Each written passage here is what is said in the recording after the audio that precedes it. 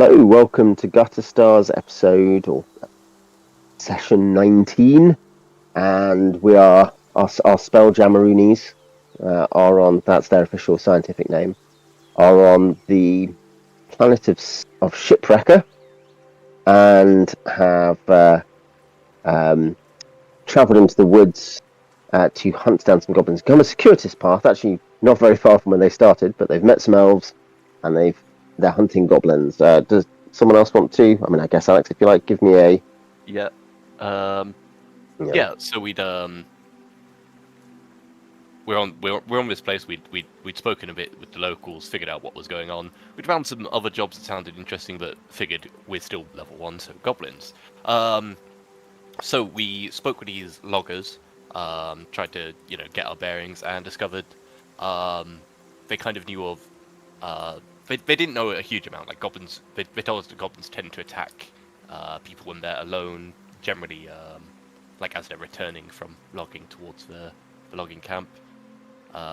They also, more interestingly though, told us about the elves in the forest. And that was where we went. We figured elves who live in the forest probably have some idea what's going on in the forest. And as we had, like 2.5 elves in the party, 1.5 elves.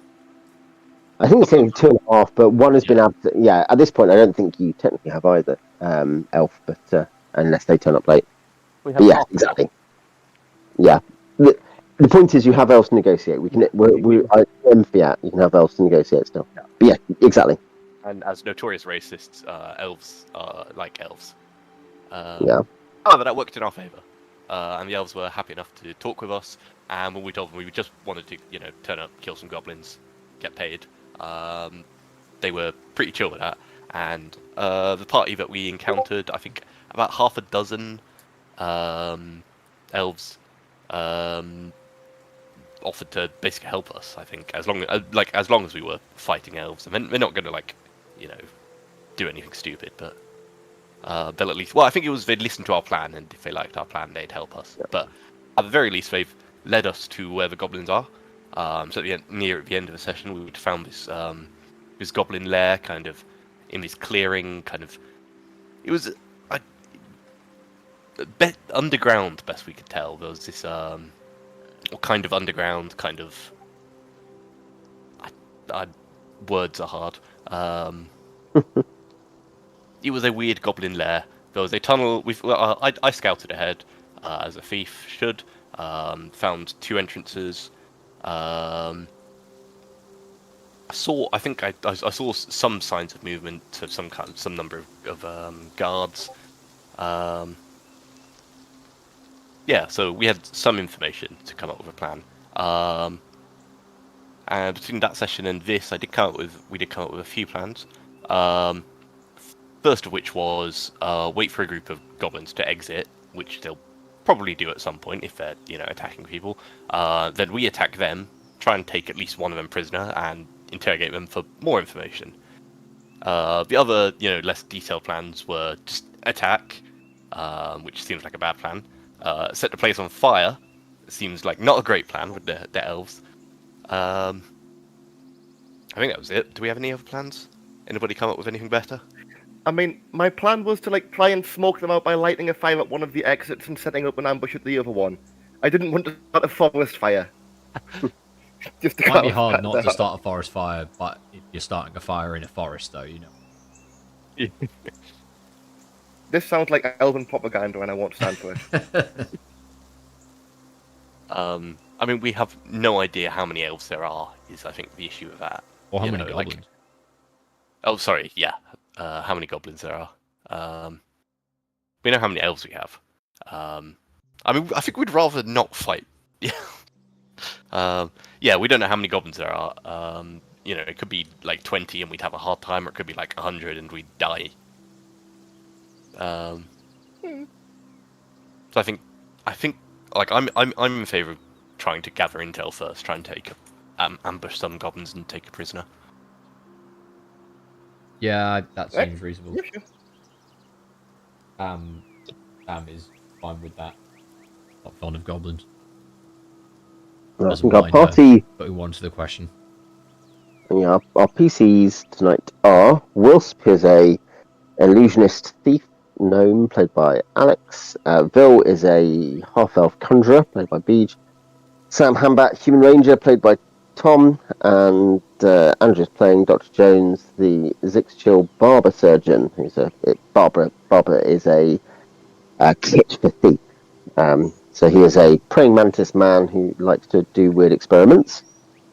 And you're accompanied by Bruno, the human fighter, by 7 normal elves, by Eareth, who is kind of their scouting leader, who is with them, and you've got a giant lynx as well. So that is your party. Yeah. So between either the thieves or the elves, we should be able to get the drop on some goblins easy enough. So yeah, you don't have any halflings, so elf surprise will need to be separate. Doesn't that need to be separate from you?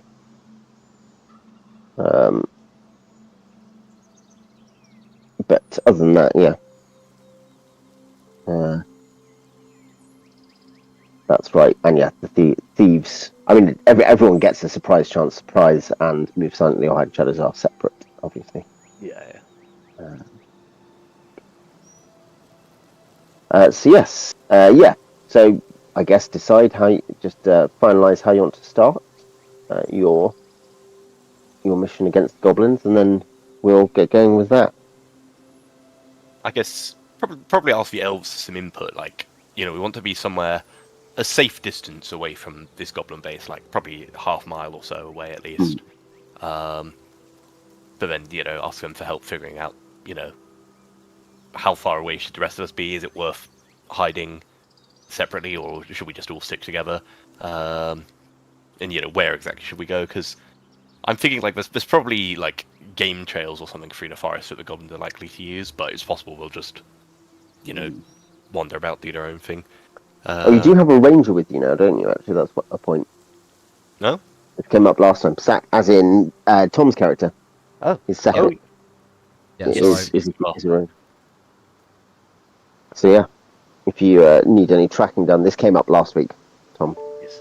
Well, people are like, we don't have any rangers. I guess I don't actually have tracking as a proficiency, but you automatically have it. Oh. At default. Oh, sorry. Wait. What? If you look under Ranger, you'll see that you just automatically have it. Dick. It's actually fundamentally the same ability Rangers have in first edition, but it is then turned into and mechanized as non-weapon proficiency. It's just that everyone else doesn't get it free. Rangers get it free. Rangers are also the best at it. They get it at base, whereas everyone else gets like a -4 penalty or something pretty extreme. It's something ludicrous like -6 or -7. Yeah. It's wisdom. So yeah, it's wisdom. Wisdom 0. So just whatever your wisdom is your prof score. I've just got to roll under it. One thing is you can always improve that. Remember, you can take extra proficiency in something. It's just that because it's only a 5% improvement. It's obviously, I don't see players often doing that. Yeah. -6 is the standard. I would say to like a I don't know, like a half-orc fighter cleric with 17 or something. Actually, would be pretty good at it. Like that'd be a pretty useful character to have. Yeah. Because they still have a reasonable score. But yes, yeah, exactly. Basically, unless you have Wiz 17 or 18, you only want to take it if you're a ranger, really. I think. Yeah. I guess Wiz 16, 50% is still okay. So I mean, isn't it one of those where there's variables, like based off conditions? Yes. So I think it's like, if it's in muddy ground, your score is improved by a couple. If it's on stone, or if it's literally in water, not muddy ground, but water, then it's damaged. And I think like age decays as well. Yeah. Yeah. I mean, in general, but also specifically. Yeah. I guess we could see if there's any trails around here then, like if there's specific routes the goblins are using a lot, if they're, forging their own trails, or if they're just following like game trails. Yeah, I could tracking check for that. All right. Mm-hmm. So, tracking modifiers, table 39 PHB. Soft or muddy ground is still storm season technically, +4. Thick brush, vines and reeds, +3. What else do I apply? Yeah, every 2 creatures in the group. There's probably enough. So that's +1. But then there's also been hours of rain, snow, and sleet. So you're probably, yeah. So let's say, yeah, your tracking will be at a +2 net in the area. That's a critical fail. Incredible. Yeah, good start to Sam's rangering. Yeah, great work. I should say technically it's your wisdom was improved by 2, so that should be a -2 if you want to do it that way. Yeah, so you technically got 18. Yeah, well, but it doesn't matter. Yeah, it doesn't matter. That's how that works. Yeah. But yes, it's the stat gets the modifier, not the roll. It's the same for the way if you think about reactions, it uses it the same way of like, your stat technically, almost like your reaction stat goes up if there was one, but actually it's that your roll goes down.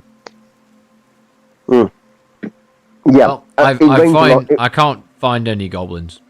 Yeah, it rains a lot on Shipwrecker. It rains all year round. It has I don't even remember. It's got a 6-month rainy season or something. The stormy season is very long, so it has been a lot of rain.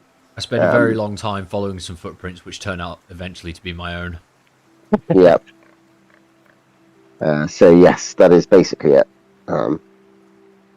Well, I guess we'll just look for a game trail then and assume they use that and loiter for a few hours. Mm-hmm. Set up in ambush positions.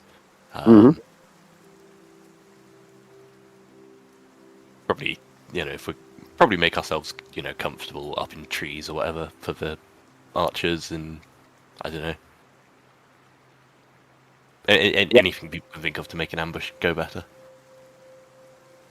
For one thing, I think we have to.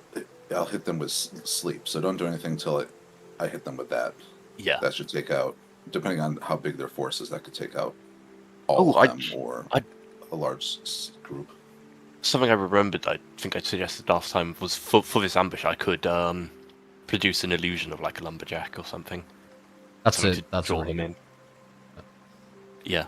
They did say they tend to get on their own, didn't they? Because Phantasmal Force is concentration, so it's just literally as long as I concentrate, right?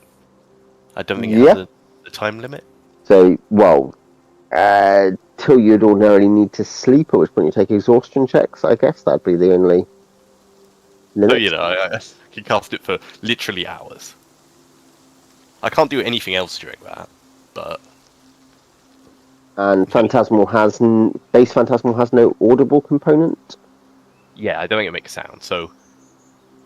Do we think goblins are smart enough to notice that a lumberjack isn't making any noise when he's cutting a tree?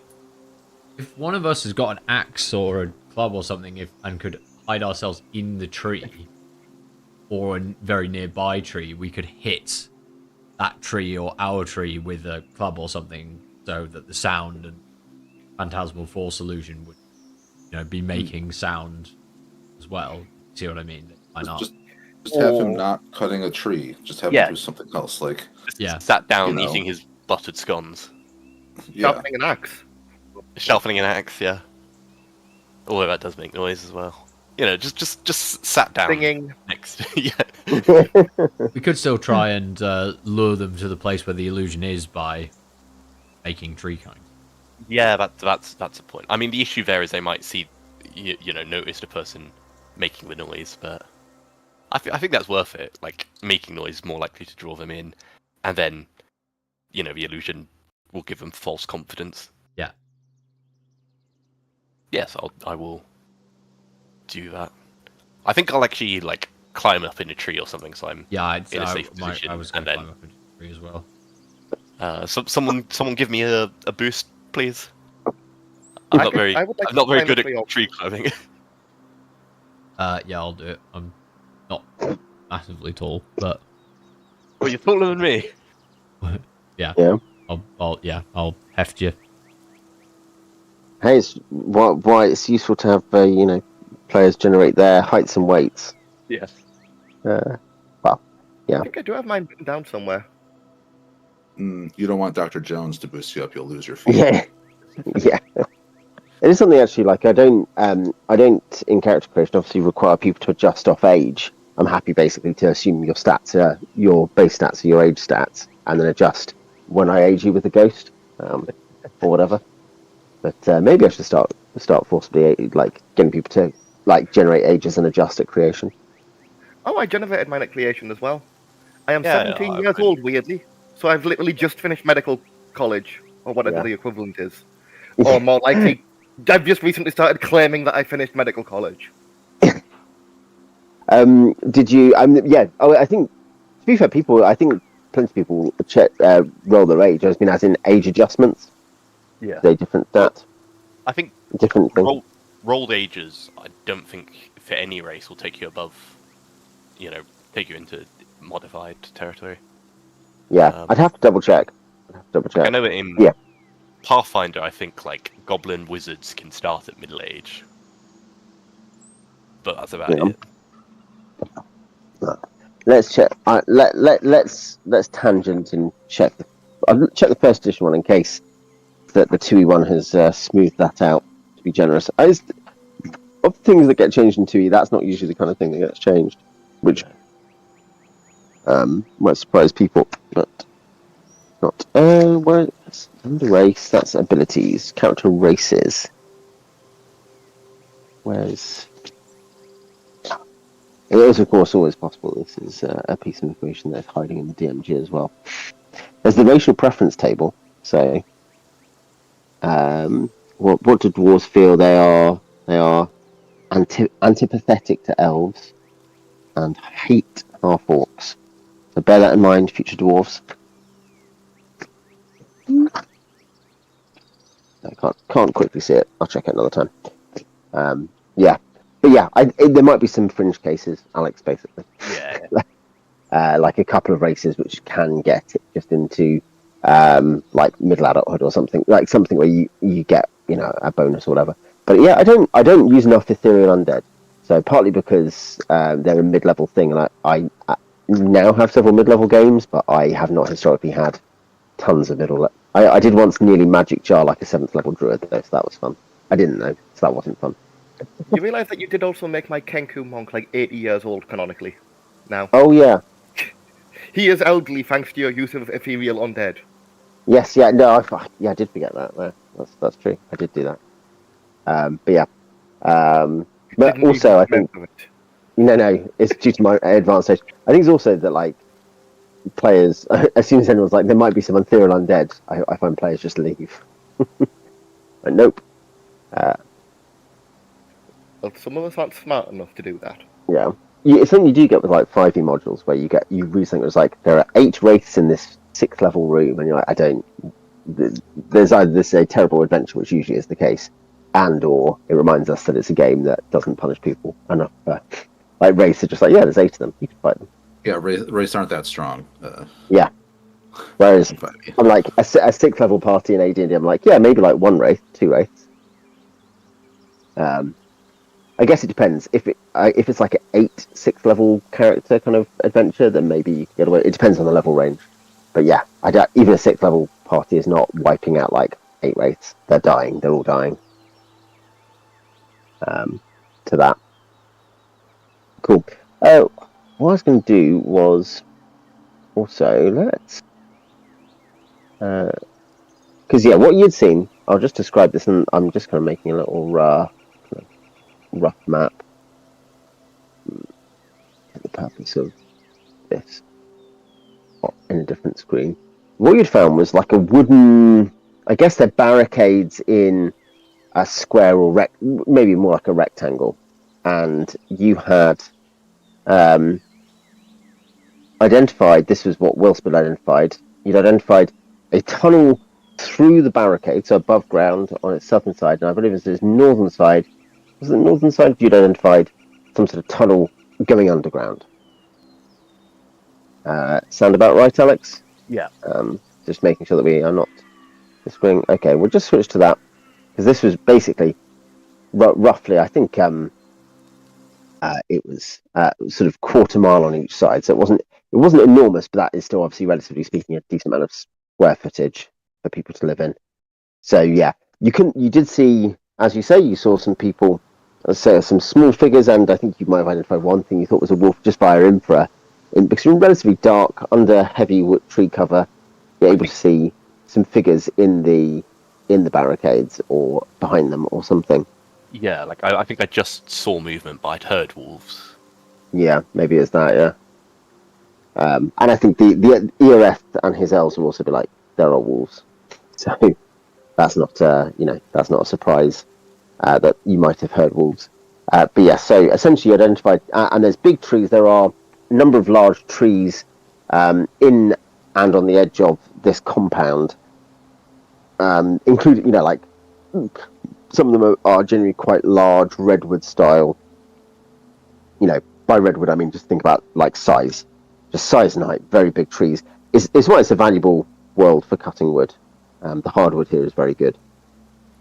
It's also why the elves like living here. But yeah, so you can see that it's all very. I think you also looked up, but obviously you can't see through all the branches, so you don't have like a good perspective on what's up there. Yeah. So yeah, so Wilsp is getting in a tree. This is about a half mile away. Wilsp is getting in a tree to make noises and cast Phantasmal Force, with someone else making noises. I think someone else make noises. I was going to make noises. Yeah. Sam's making noise. Xchonez and Bill. Who's in trees? Who's on the ground? Where are people's preferred positions? Ideally, in a. I don't really have any. I can't really use ranged weapons, but I don't really want to be on the front lines either. In the trees, I guess, with the ambushy group. Do we have like a net or a rope or something? Because if we're all in the trees, then they could just book it. I do have rope. I think I picked. Yeah, I bought some rope when we were in town. So. Did you say what time of day it is? This is daytime. You slept overnight, didn't you? And then, because you travelled, you scouted it out a bit, and then you're like, we need to go and sleep. I think was the. Oh, could we try and be really clever and make a noose snare in front of the phantasmal illusion you're going to create? You could just have like a sleeping lumberjack with something like a shiny ring on his finger or something, and as the goblin comes closer, we slip pull the thing, and he's dangling in the trees. We don't need to, because I'll just drop the sleep spell on the big mass of them, and if they run away, then they'll be leaving some behind. Yeah, okay. I mean, if they run away, we'll shoot the ones that are running. Yeah, but it means we will have living prisoners. Yeah, we want. Yeah, we want. There's no way. The ones we sleep will be the prisoners, and then everything else we can shoot. Yeah. Good. Vil, are you in a tree? Is just everyone in trees? Is that the assumption? The elves are on the front lines. I think trees. Yeah. Jones says this, turns around and can't find any elves. They're very good at hiding. Yeah. I mean, it depends whether you want because obviously, in other circumstances, the elves would want to be 90 yards away from you or whatever it is. So 270 feet, about 0.5 of a mile. But obviously right now, they don't particularly need to be, because they're assuming that the idea is you're all hiding. So yeah. I'm going to climb up and overlook where the illusion's going to be, because I have to be within 30 yards. Mm-hmm. Yeah. No, I think obviously preparing ambush positions should give you a bonus to surprise. You shouldn't be rolling base surprise if you prepared yourself, and you've had the evening and stuff, I guess, to start working these things out. So great. In that case, are you? Let's check. Is the Phantasmal Force meant to be? Is he starting chopping wood, and you're having Sam make noise? Then that's how it starts, Alex. I think so, because having noise was something that could draw them in, even if they don't come that close. Yeah. So I'll just start sort of thumping my club rhythmically against the tree, which hopefully will sound like axe hitting it. just start shouting really loud. Boy, I love cutting down trees all by myself. Yeah. Oh, this. There's nobody nearby. Start singing about cross-dressing. I'll be back later. I'm just cutting down this tree. Yeah. Go on without me. I will just be on my own for the next period of time. Vulnerable. Only looking at this tree as I hack at it with my axe, not looking behind me at all. So beautiful. How can I tear my eyes away?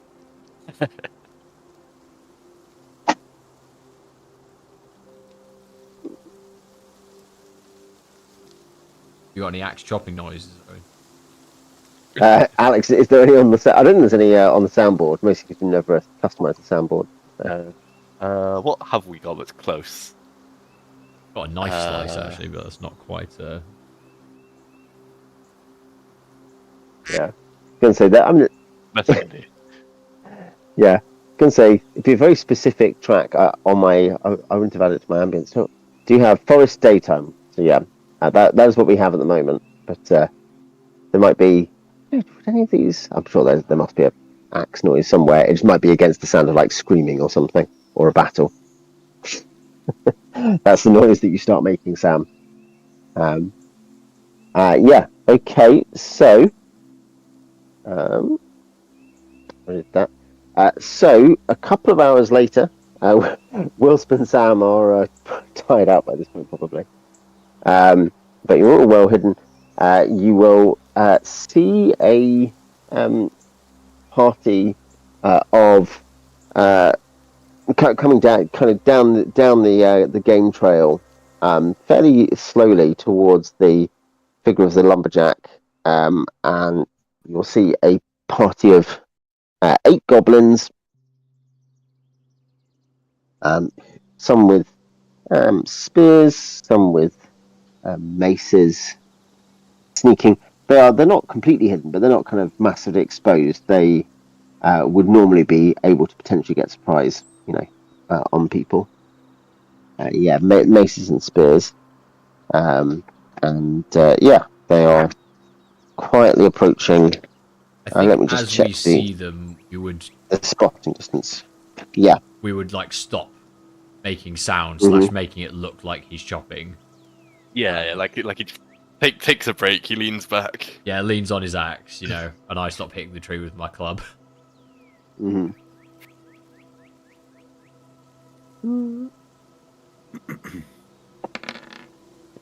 No.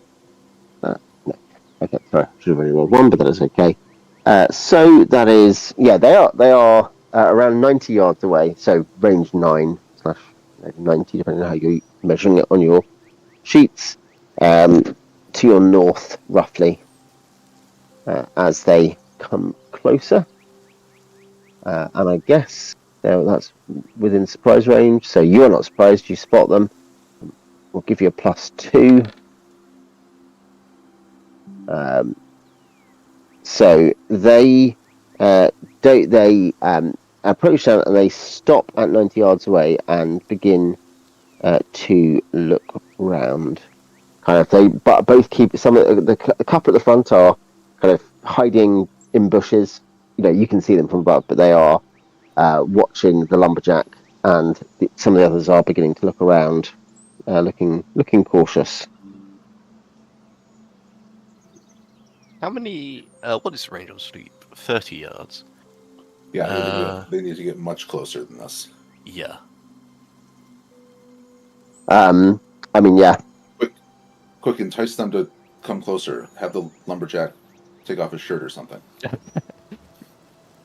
could just wait until like one of them makes, steps on a stick or something, or makes some kind of audible noise. Have the lumberjack turn around and hold up his axe threateningly. And assume that, they have bravado or something. I think you might want to have him duck behind the tree or something, because if they shoot a bolt at him and it goes through, they're definitely going to know what's up. Okay, Alex, make your decision.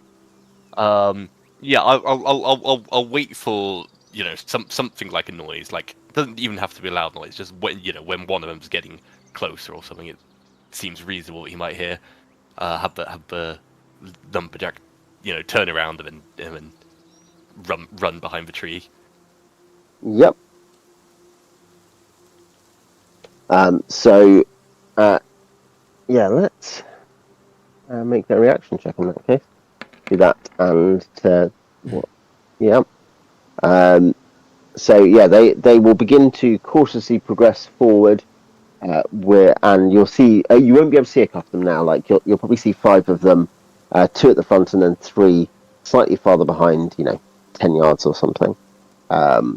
Just kind of slowly heading toward the area, and occasionally squeaking or grunting to each other. So I'm just going to check something for you, Beej. It's relevant given what you just said.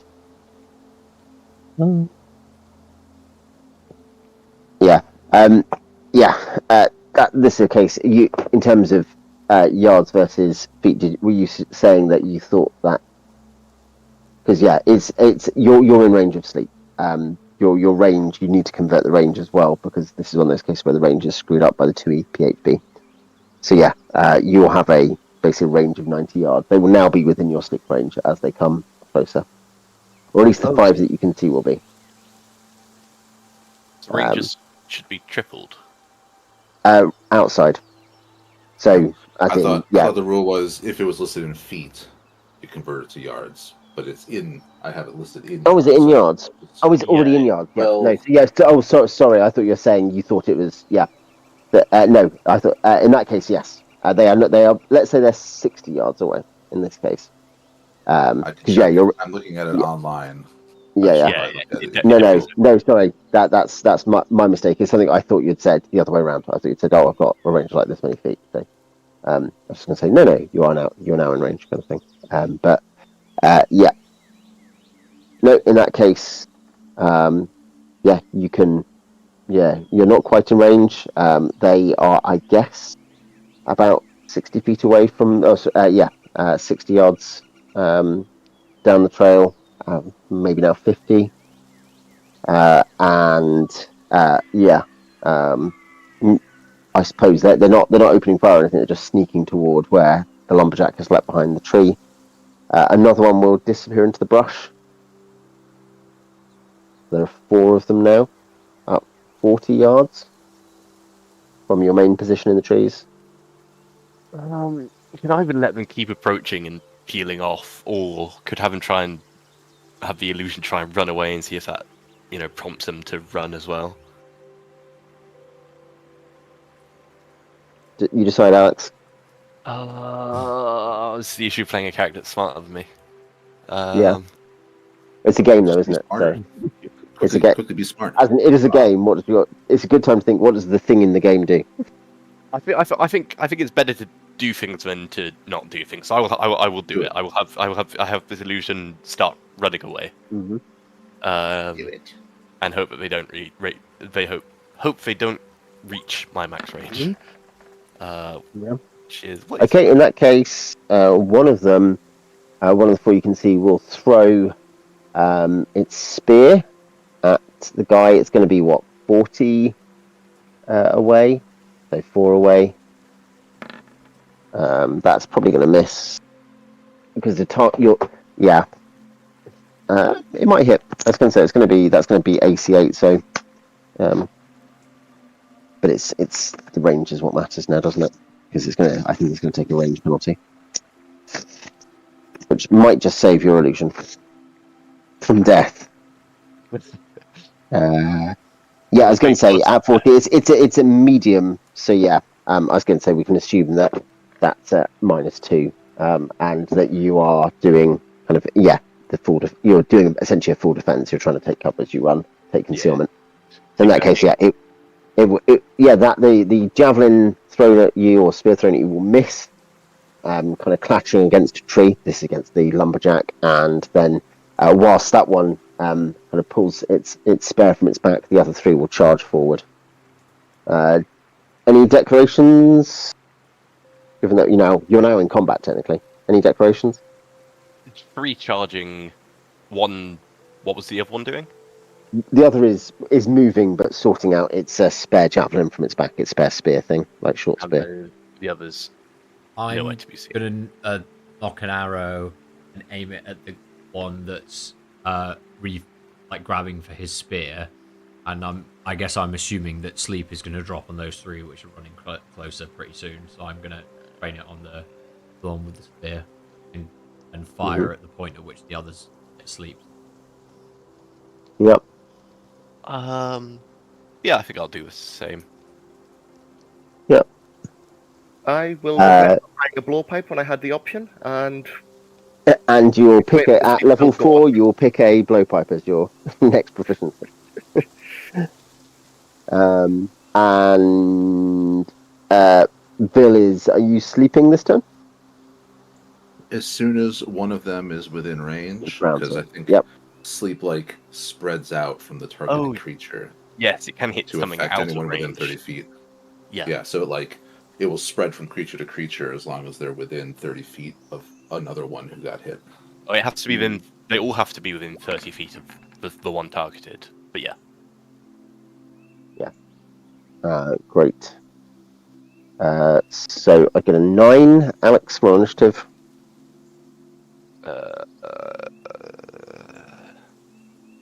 Four. 4. Okay. They will be moving, but before they can fire or anything, I guess sheep will go off at 5. So they're stuck. Well, it won't go off at 5. It'll probably go off if they're at 40 feet. And their movement is it quite? Is their movement 12? No, the movement's 6. They're slow. So yeah, it doesn't actually matter. Basically, a couple of segments later, you will drop sleep on them. So do you want to roll dice for how many you affect? 4 HD. Yep, that's enough for 3 of them, and the other one, I guess, will probably have caught up as well, won't he? If you need, but so yeah, they will be slept, but people are then going to fire at the one who is the one at the back. So if Sam and Wilsp want to fire at the one at the back. Yep. I'll actually just check what Bruno has. Obviously, he's just been happy to sit up in a tree. He's like, okay, tell me when you need me. Oh. I take it that's a hit. 19. My Thaco, I guess, is 20, probably. 20, but It depends. yeah. What's your dex? What's Sam's dex? It's not amazing, just 13. That is literally the no effect on anything except dex checks. Yeah. Right. It's why, ironically, dex is a dump stat except until you're using ability checks. It's the nearest thing to an actual dump stat, even though it's also one of the most important stats in the game. I guess whizzes it ties to loads and loads of NWPs if you're using NWPs, which is an ability check. I guess it depends. I'm assuming 19 hits then. Now, Bruno has a magic longsword, magic shield, magic. Oh, and 8 damage as well. I mean, yeah, it's dead. It can have maximum 7 points.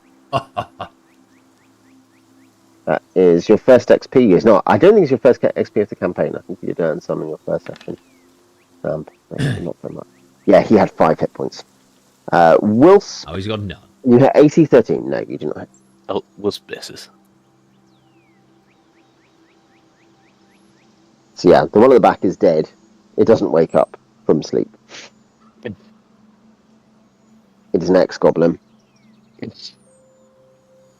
pining for the fjords. Yeah, it wishes it had never left its home. Is the title of this episode just going to be like Monty Python references? Yeah. It was inevitable that one of them would be. Yeah.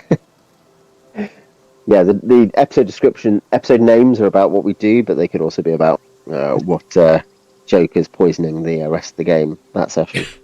Night Falls. What? Nightfalls, yeah. Yeah, okay. So, I mean, I guess technically in the next round, the elves have held fire because you hadn't actually agreed any kind of... And the Lynx and Bruno are just hiding in the tree, and James are your non-missile people. So, next round. There's goblins lurking in them bushes. Yeah, we got to get rid of those. Yeah. Do we see roughly like how they spread out? Was it like two one way, two another way, or? No, I mean this was when they were 270 feet away from you, so you didn't see very clearly where the first three went. One of them I think would have just gone off to the southwest.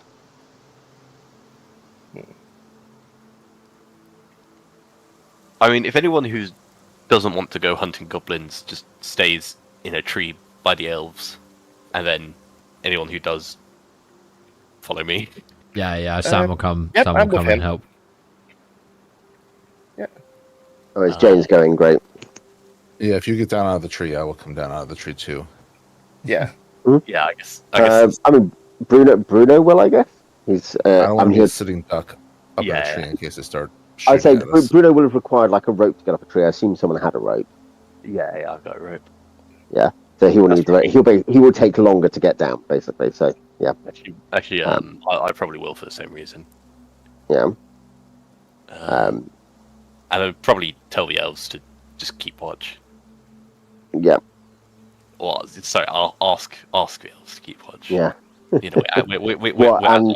And be your AC-130 gunship when. Yeah. Well, Have you heard of an AC-130 gunship? You say to them. we just start calling in like coordinates, and they just Yeah, you know, when can we half get a one of dozen those? Can we get those in Yeah. this game? Is that a thing in Spelljammer? I mean, yeah, I guess so. Yeah, but once we get a real Spelljammer, what do you think we're gonna need this little thing for? We're just gonna load it up with ballista. Yeah. We're gonna put a howitzer on it. Yeah. Well, we have to go to find a plane where Mistra hasn't banned gunpowder, and get some guns. Some real. Mister's always ruining everything. Typical Mistra. It's why people keep killing her. Yes.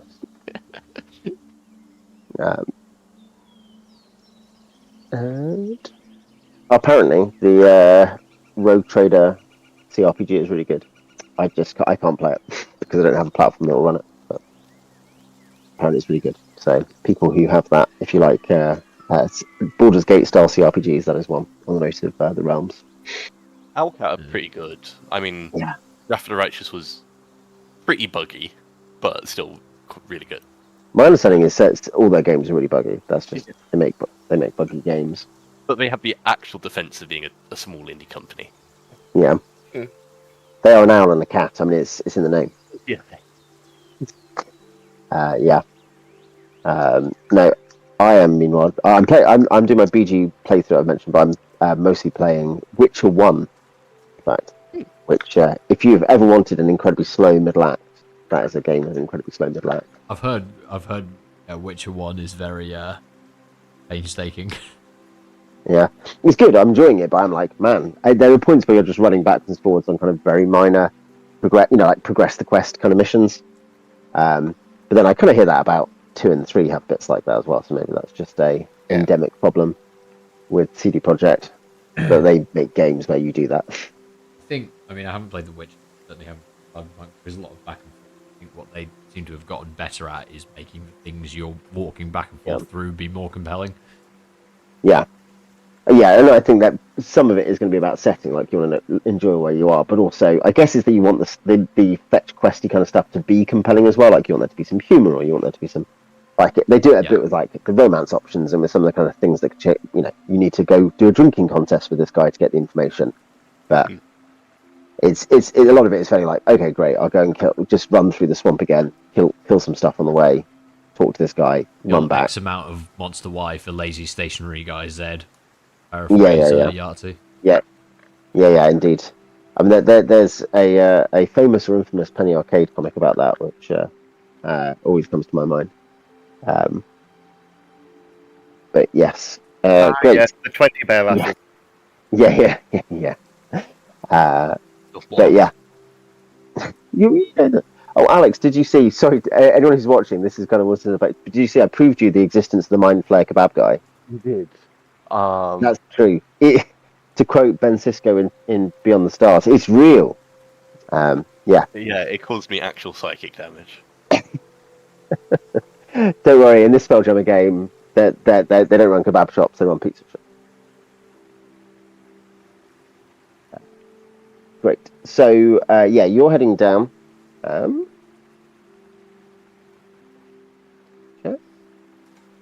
This is not an initiative check. Okay, great.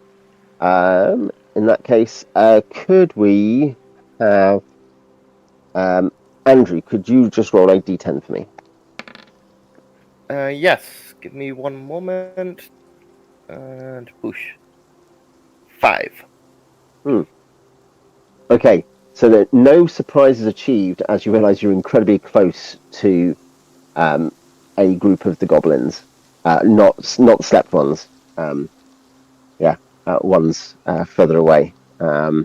So in that case, Beej, if you are there, do you want to roll initiative for the group on the ground?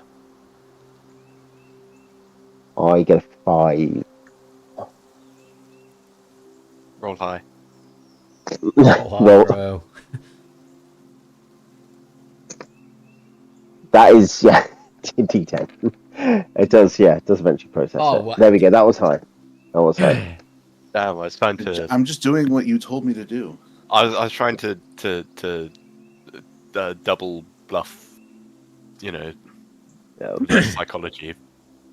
I will assume that Bruno and Sam were the first two down the rope, just because you likely put your heavier people down first. So in that case, let me just check one thing. Yeah, okay. In that case, I will get to fire 2 spears and you are at initiative 10. So at the point where you're more or less, essentially, as soon as people are hitting the bottom of the thing and are visible, you're not surprised. So I guess Sam will have his shield up. I don't have a shield. Dual wielding clubs. Not Sam, sorry, I meant Bruno. Right. So Bruno will have a shield. 1 spear at Bruno, first one, and the second one at Sam. That's not going to hit Bruno. But that is going to hit Sam. Yeah. 3 damage, Sam? Okay, yeah. Yep, so you're just winged, like, I don't know how many hit points you actually have. Not many, but I'm still up. Yeah. But yeah, no, so yeah, you're basically just like winged, smacked back, and just with a bleeding and bruised shoulder from kind of edge of the blade, just hitting it, you are able to, you finish your moves. Basically, everyone is now in formation at the bottom. And I guess we'll then have quite a lot of elves firing at these guys who don't know they're there, I don't think, or at least suspect they're there, I think, but do not know they're there. Now that they've given away their position. Oh, no, the other 2 will be charging in and attacking with maces, which I think is 6. So in that case, against Bruno. Misses. 1 against Sam, which will miss, because that'll be AC 9, Sam. So I'm going to assume that you have better than AC 9. Yes, I do. Yeah. This is when you find out you have a totally worthless ranger. Like, he's got like 4 HP, AC 10, doesn't have any weapons. No, 6 HP, AC 7, 2 clubs. Literally a drummer. Yeah. So, yeah, all of them have longbows. So, in that case, guess we'll roll in...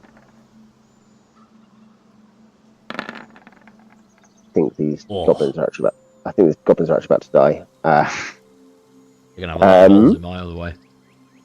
It's going to be AC 7, and I think they've just got leather on. So, I think they have some implied better. What's that?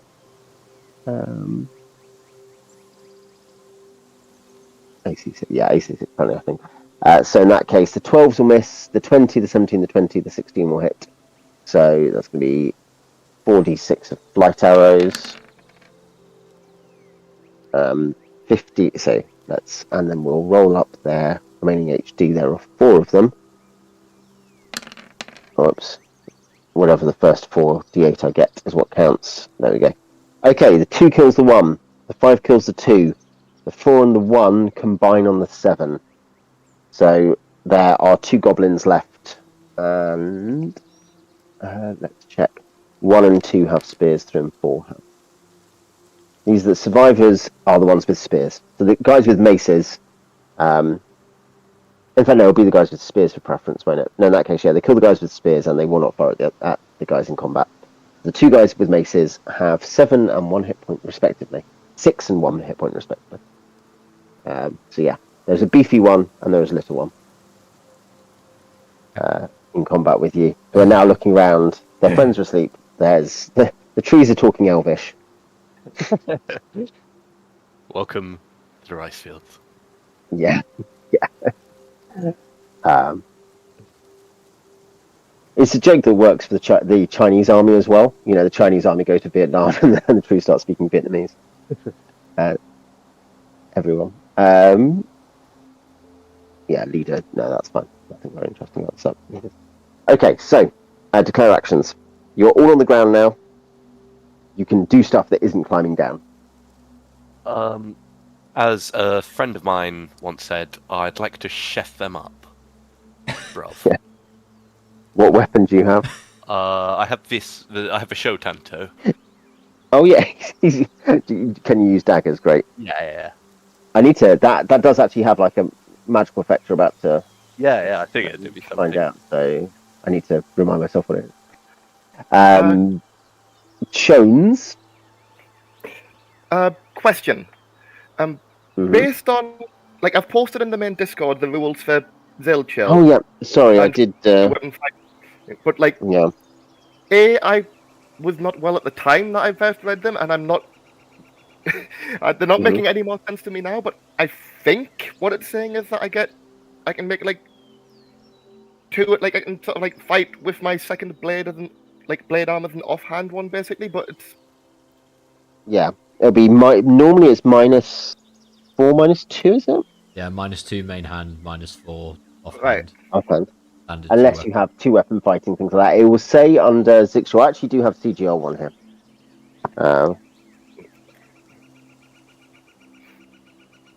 like it said they can attack with both forearms as if they had the ambidexterity weapon proficiency, and that's Okay. defined in CGR1 as a whole load of words. This book has rules with words. Let's do the work. Let's work it out. Let's do an object lesson. You know, since Andrew asked this question, both Andrew and I are neighbours. Both of our families have been ill with one or multiple of the many bugs going around at the moment. Yeah. Yeah, it's been bigger than what Yeah. So without this weapon, a character with this proficiency will also be equally adept for non-combat tasks with both hands. It doesn't give a character 2 attacks per round. It means that if he loses the use of one hand or drops the weapon in that hand, he's equally adept with the other. And it goes to -1, -3. So rather than -2, -4, it's -1 on the first attack, -3 on the second. So yeah, it gives you a bonus basically. And so the -1 is functionally, you know, in a sense, it kind of depends what you think your chances are with your first attack, but your first attack is very similar. It's not heavily affected. Yeah. Your second attack is then kind of just a freebie at that point. Well, I'm guess going to go for the 2. I'm going to go for the 2 attacks Yeah. with my. Natural weapons happen at the same time. Are you medium or large? I am medium, so speed 3. So, speed 3, yeah, both of them will go at speed 3. That's how natural weapons work. Okay. Yeah, cool. And I'm assuming Sam is using clubs, club or clubs. Yeah, I'm doing both my clubs, yeah. And is Vil acting, or is Vil chilling out up in a tree with his elf brethren? You look at his purple skin slightly suspiciously. I'm getting down. I'm getting down out of the tree. Oh, you're at the bottom. Okay, great. Yeah, but I'm probably last to come down. Yeah. And yeah, I don't think I'm gonna. I need to figure out where they're coming from. Yeah. I don't really have any spells, and I only have short range attacks. So I probably am There's going only to 2 just, left. Yeah, I'm probably just gonna stick with everybody else, and when I get close enough, I have just darts, so I think I need to be kind of close. I just put the range down. Just drop out of Yeah. a tree and stab them in the eye with the dart. Alex, do you want to roll initiative for your side? And essentially, I think Bill is at the bottom waiting for an opportunity to fire, is what I'm hearing from there. So, you win. So in that case, I guess clubs are 4. So in that case, it's going to be dagger and natural weapons first. So Alex, do you want to roll your roll for your dagger? Obviously, no rear attack or anything like that. There's not enough of you. 8, unless there's anything else going on with it. No, there's not. No. Or in fact, sorry, let me check. It's a +1 dagger, so that'll be AC 7. Brilliant. Yep. Also, what's your alignment? My alignment is chaotic good. Cool, thanks. And Andrew, do you want to roll your 2 weapons? Well, that's a big miss. That's a big miss. Do I roll the second one now? Or does Yeah, that you roll them happen both. first? Natural weapons all go at the same time. Animals always. So, yeah, I mean, Tom doesn't know, but the other two of you know, Beege's owl, his magical owl, attacks twice, doesn't it, at the same time? Or at the same time. Okay. So that is going to be 80. I think. Yeah, no. Well, it's going to be. Oh, no, that's right. The second one's supposed to be AC 5. Sorry, AC 5. Yeah, that's still going to hit. Okay, that's 2d4 versus medium. So, 4 damage. 4 damage. That will either kill one or wound one. 1 to 2 is the big one. 3 to 4 is the small one. Yep, you size one down. Like a goblin head pops up with a kind of visage of surprise on its face, kind of expression of surprise, just pops off. Oh, that'll buff right out. It's fine.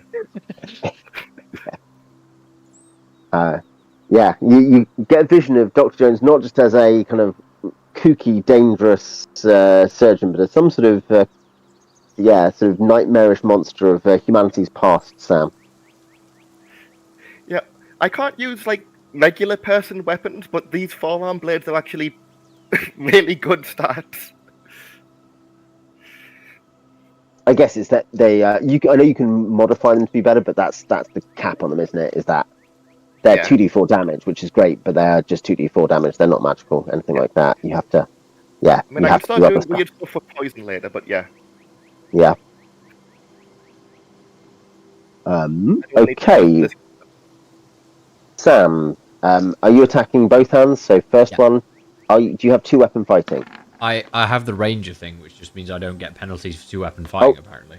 You don't. Yeah. Is it just you get no penalties? Huh? It just says.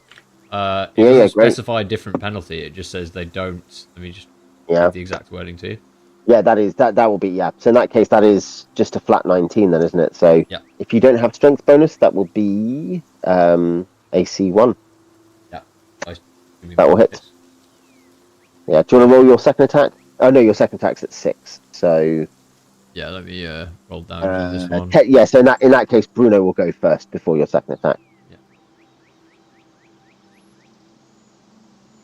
There's this weird habit after he kills an enemy of whispering into their ear. We don't talk about Bruno. Okay, so that one is wounded. Bonk. And Bruno misses it. That's going to be AC 12 or something.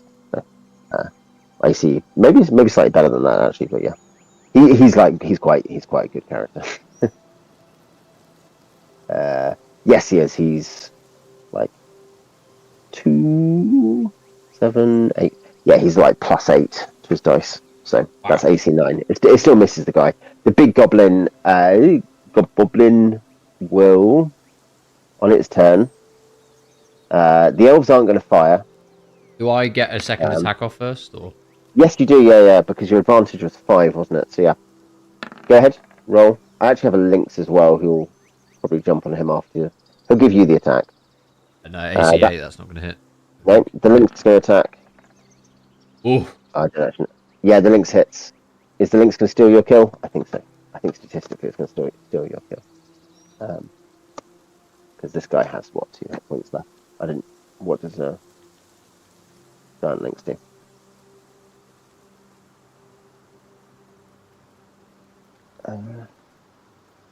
Yeah. Well, I think, yeah, it was... Alex, I've shown it to you at least, but yeah, completecompendium.com is an amazing resource. It's complete. It's like the old Mojo Bob. It's complete, but the links work, and the appendix is better. Like the list is better, but complete, complete monstrous compendium from 2nd edition. Everything, every product. It's now what I'm using when I'm online. Nice. And he's like, let me go and find out all the monster stats. Oh, he has 3 attacks. He has 3 attacks. They're only D2 each, but we will. He hits with 2 of them. So these are half, rounded up. So there, that's enough. That's 3 more damage. He will kill. The giant lynx now finishes off the guy. The remaining goblin. So there's 3 asleep. There are now 5 dead.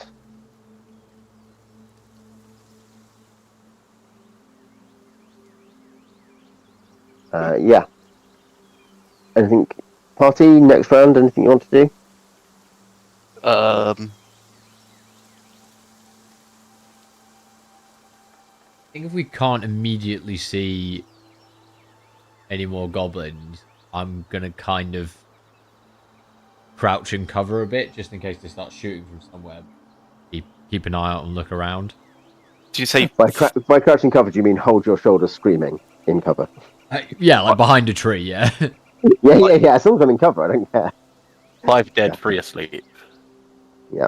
I feel like we only saw 8 approach. Yeah. So unless there's some being, already sneaking about separate before we saw them. I think some people should stay on watch for a bit, but we should start tying up the sleepers. Yeah. Start securing the prisoners. Yeah. So I at least will start doing that. I will whistle for Rufus to come here. He's probably quite a distance away, so he wouldn't be noticed. And I'll try and hide the headless goblin corpse. No. Wow, are you ashamed? We can use that to interrogate the goblins. We'll just walk up, holding a goblin head, and be like, "You know this guy? Our doctor is pioneering a new surgery. He's looking for volunteers." It's going well. He wants to do the first full goblin transplant. Yeah. Well, where every single section of a goblin is replaced by sections from another goblin. Yeah. Savage. One by one. You must at the ethics board. What is the purpose of this, Dr. Jones? Purpose? Is it a head transplant? Have you heard of Odysseus' ship? It's like that, but with a goblin. Don't bother asking why. You could be asking why not. Yeah. Didn't Robert F. Kennedy say that? Something like that. I think it was about full body replacements of goblins. I think it was just about fucked up science. Yeah. People think it's a really inspiring quote about the possibility of politics, but it's actually just about dark science.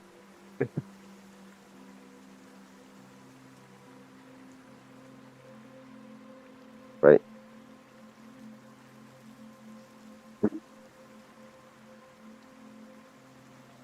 Yes. So, no, you don't see anyone else approach at this point. So that's good. You have your captives. They're asleep for some amount of rounds, but they will awake whenever you want. You can slap them awake. So,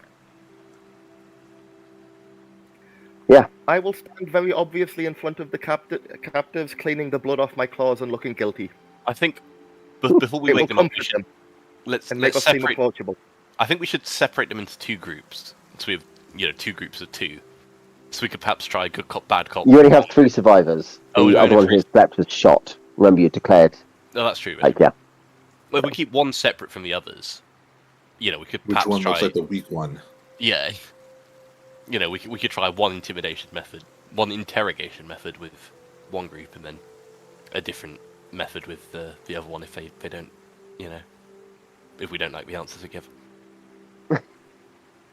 Irrespective of whether the answers are true, just like. I mean, how will we know if the answers are true? Unless there's a control group and there's a test group. Yeah. Yeah, we've got two of them. One of the goblins always lies, one always tells the truth. Why are these goblins from a riddle? Pixie goblins is. Indeed. Great. So, yeah. You separate them, I guess, into a group of two and a group of one. If there are three of them.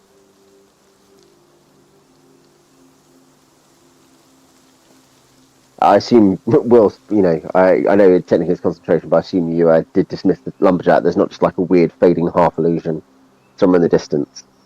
Somehow. The residual magic. I've stopped The concentrating. lumberjack is it's gonna. still there. It's running through the The forest. lumberjack is going to do forever. the interrogation. Yeah. But he's going to be miming it whilst Sam like creates noises with his mouth using his clubs. Right. So who was it here who speaks Scro? Because I do. You're probably gonna have to start the interrogation. But that's not Yeah. terrible because wasn't your charisma 14? It is 11. I remember someone else had charisma equal to me.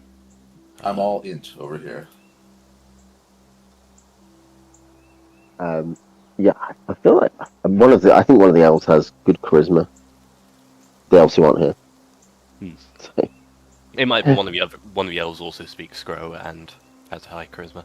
But yeah, Yeah. You know, you can start the interrogation, see if any of them speak common, and you know, if they're willing to talk.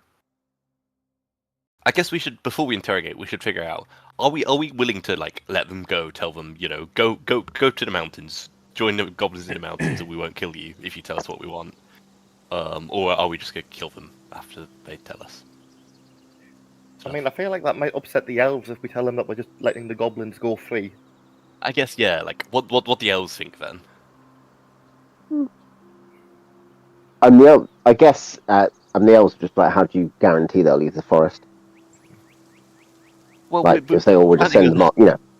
We're planning on slaughtering everybody in the hideout, aren't we? So that's The conversation going on in common, albeit in front of the goblins. Look, we're going to kill everyone else. It's going to be a genocide. Like, no one will live. you know. So if they don't live, if they don't leave, you know, that'd be a foolish thing to do.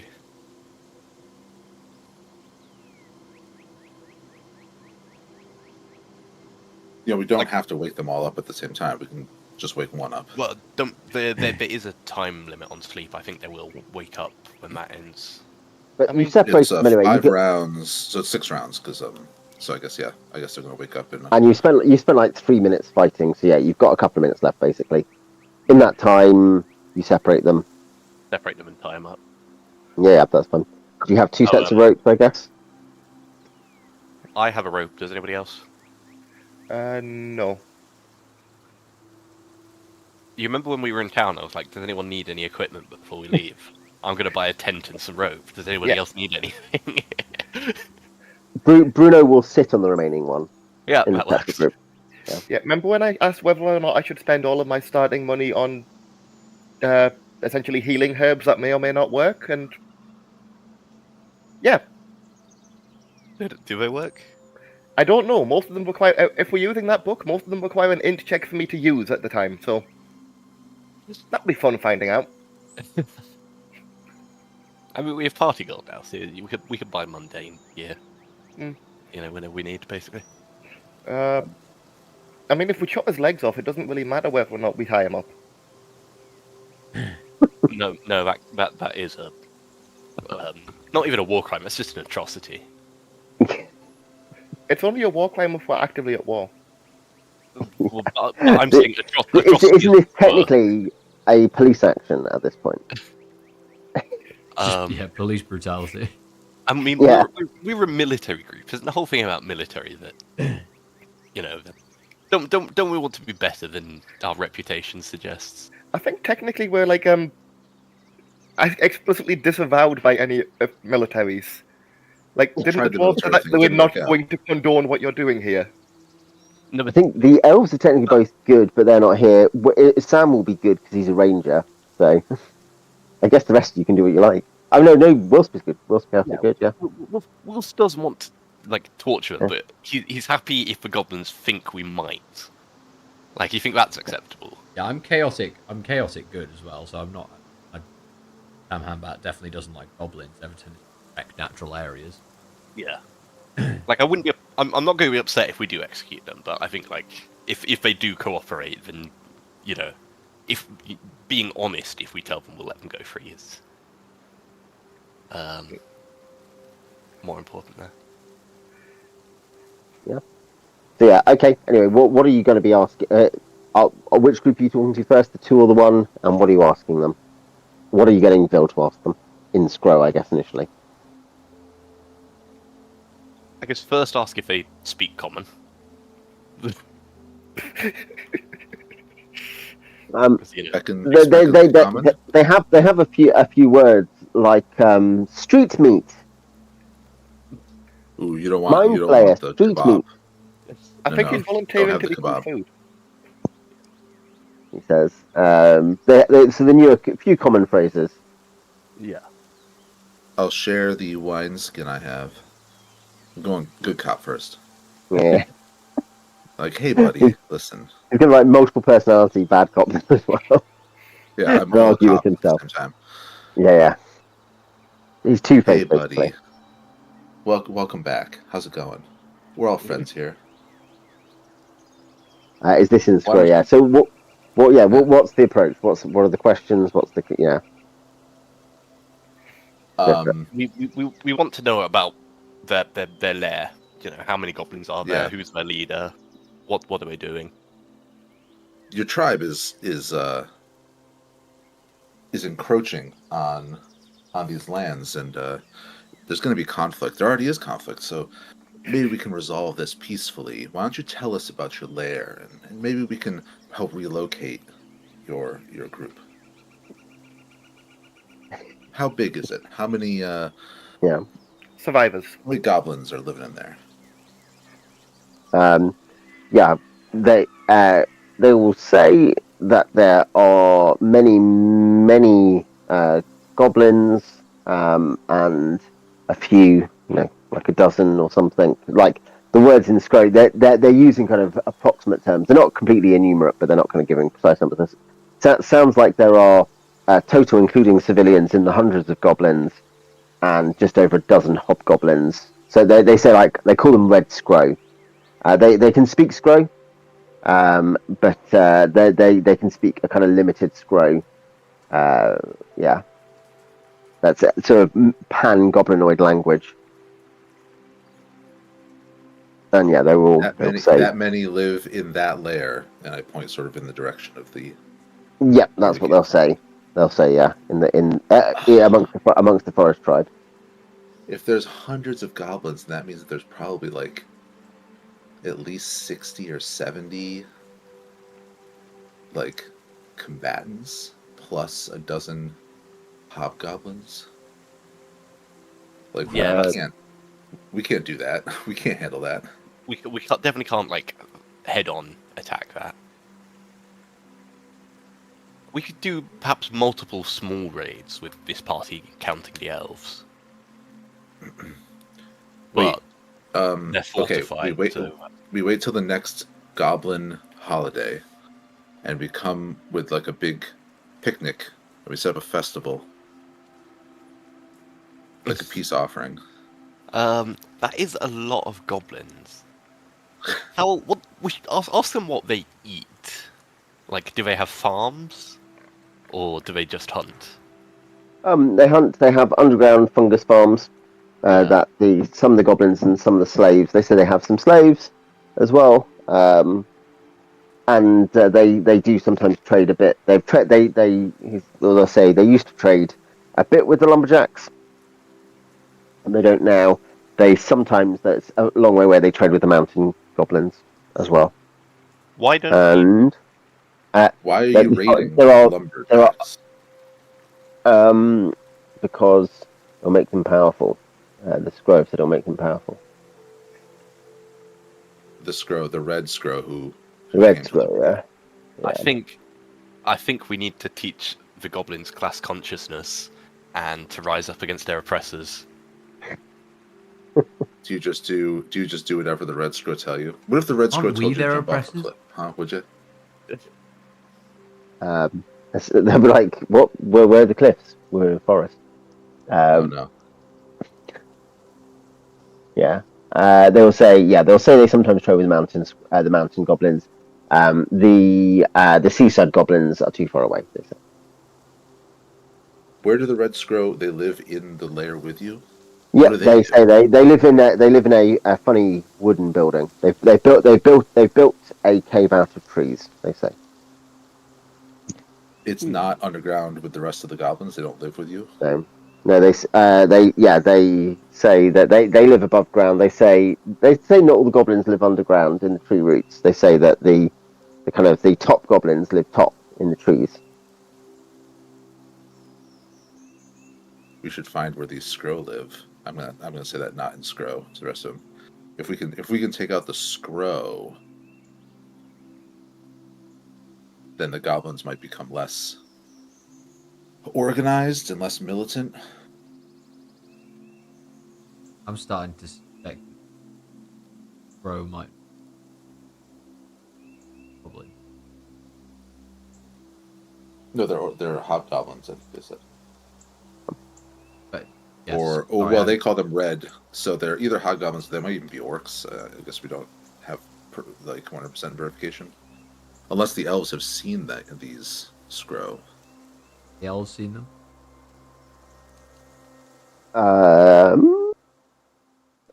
Yeah, I think you've heard rumors. I'm not sure if it's from the elves, but rumors that some scroll, some representatives of the scroll on the planet have armed the goblins. Well, we know these ones live in a building. Must be somewhere near the lair. But if it's any distance away, that makes them more vulnerable.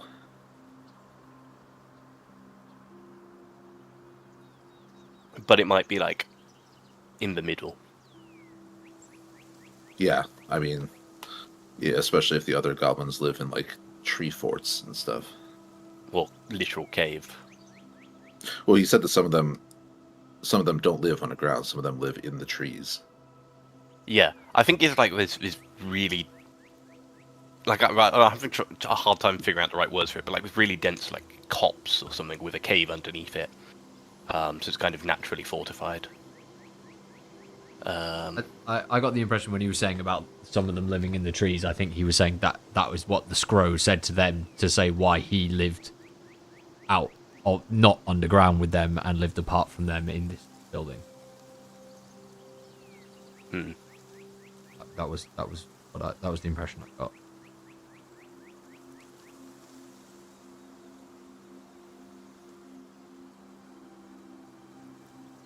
I think it's probably worth like seeing if we could radicalize it. Like try asking him, what have the Scrow actually done for you? Do the Scrow join you in the battles? Do they share the wealth with you, or do they, take it all for themselves?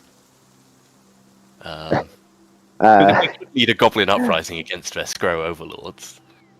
Yeah, the problem is that this guy he's not going to convince anyone. He's just some low level. Yeah, but if we could convince these three, and then we let them go, and they convince maybe, another 6, and they convince a few more. If we begin to found resistance cells within the goblin camp, yeah, we could overthrow the goblins. We just killed discontent. 5 of their friends. I think that they're going to be less likely to listen to us. Or it's a reason to prove, it's just proof that their method isn't working, and we should try something different. I'm gonna put a rock on the ground, and then put another another rock a distance away, and tell him, this rock is the entrance to your underground home. This is where we are. Where do the Scrow live? Where's the Scrow's wooden cave that they built? yeah, I mean, you're like a quarter of a mile away. I guess they've got some sense of scope there, haven't they? In that case, I'm on the right there. Great. They'll say that their wooden cave, if you're looking at the map, is around there. That's their wooden cave is on that side of the settlement. Wait, is anybody seeing anything? Which map are we meant to be looking at the moment? I just see a white. We've just got white page, yeah. Yeah. We should have a different map this whole time. Oh, yeah. Can you see that yet? What's going on? What's going on? I can see it. Have you moved it? Oh. Is the map on the GM layer? Yeah, Well, I as need to long as move you it can forward. see it. I guess Yeah, maybe- Well, that's the main thing, isn't it? I would have thought. Have you got us on the wrong page? No, you're on the right page. Okay. Let's. I'm currently just being told to ping people, which isn't what I want to do. Previous take. Yeah, I don't actually have a. Okay. So how do I switch this from DM to? So on thingy? the side bar, there's something that shows layers. If Well, you're on the layer that something's on, you can click it and you can right-click a picture and then send it to a specific layer. Well, that's what I'm trying to do. But it's just giving me ping options. I mean, Maybe in draw. you have to be on the same mode. layer as the thing you're trying to click. Yeah, I'm in GM layer. Maybe it isn't on GM layer. I don't know. Can you just move to a different layer and re-paste it in? Yep. How about?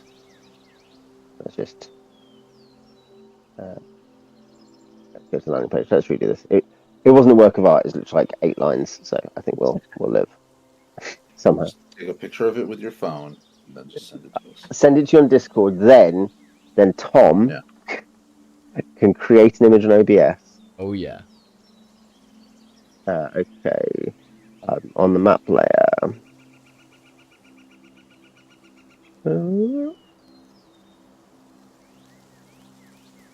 I will move you the relevant layer. Can you see that? Yes. Yes. Yeah, great. Okay, so you've got your northern and southern layer, and they will say roughly, in terms of, if something there is on that side of their compound.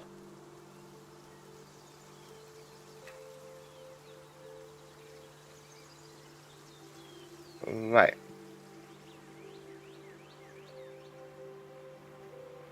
They're So you've definitely got, within the compound, though. yeah, so it's about halfway up and on the western side. So that is the entrance through the tree barricades on the south, and that's the kind of the tunnel that's going into the area on the north. Not like the map. No, it's being a bit weird. I need to switch to.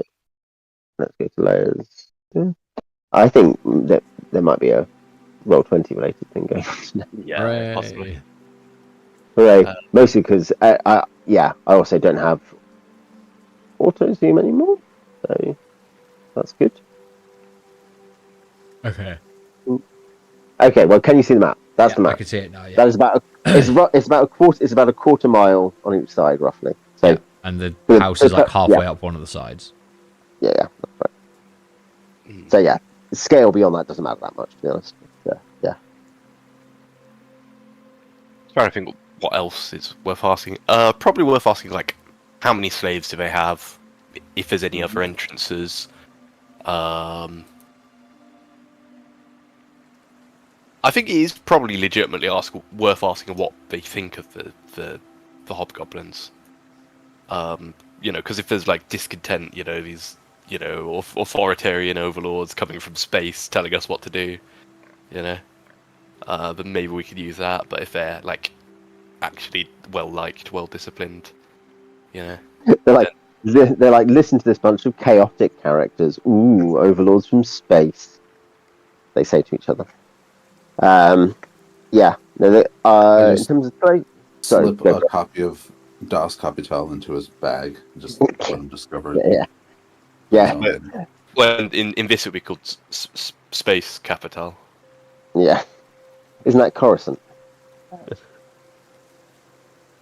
Yeah. So he'll say there are a couple. They'll say there's some elves, there's some humans, there's some gnomes, and there's some swimming slaves. He doesn't know what they are, and he says that there was an entrance underneath the swimming slaves, and that's how they trapped them. There was like a water entrance.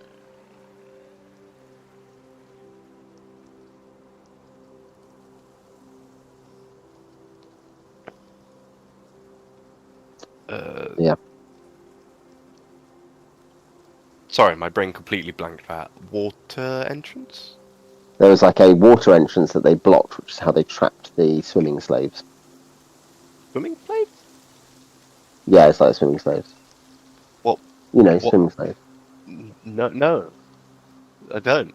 Care to elaborate? Looks like you're an idiot. Right, he looks at Vil like Vil's an idiot, I guess is actually how this is working. I mean, Yeah. do they look like Vil? Do they look like me? Do they look like... Are they fishy? Mm, they don't, I mean, yeah, they don't they're kind of blue and they look a bit like Sam, but they've got like fish fins on their feet. I guess ask the elves about if they know anything about local merfolk. What Ereth know? Obviously, you have Ereth, who's the third level. Right? Maybe he's a ranger actually. Say he's a fighter. He might be a ranger. Is this like an underground lake? Is there even a body of water near, like, close by? I thought we're in the middle of the forest. Some miles to the north. The sea is some miles to the north. Like it's not nowhere nearby. But yeah. But there isn't like a real close lake. This must be some sort of underground. Yeah, this is underground. Goes into their caves. Yeah, Ereth will know, I guess. As in he'll know, he'll have information. He'll say that sounds like a Triton. There's Tritons who live in the sea. Are they Shipwrecker. friendly to outsiders? I mean, not famously, but the elves have never really, had a problem with them. I imagine they'll warm up pretty closely once we rescue them from slavery. Yeah. Well, I was thinking Pretty quickly. maybe hearing this, we might be able to find Triton allies. Perhaps Triton allies who could help get us in this blocked up water path. Like as we are now, we'd have the difficulty breathing if we tried to go in that way. But if we to make friends with, perhaps. It sounds like what you need is more gills. Don't talk to me about gills. Rip Guilty Morin. Alex is XP for second level Invoker. Hello, Tom, in the comments. Not Tom. Different Tom. Hello, other Tom. Yeah, hello, second Tom. Yeah. There we are.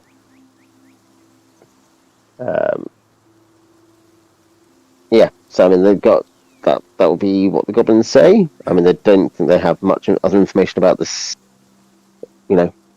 stuff like that, but that they will happily they're reasonably overawed and happy to tell you stuff. So.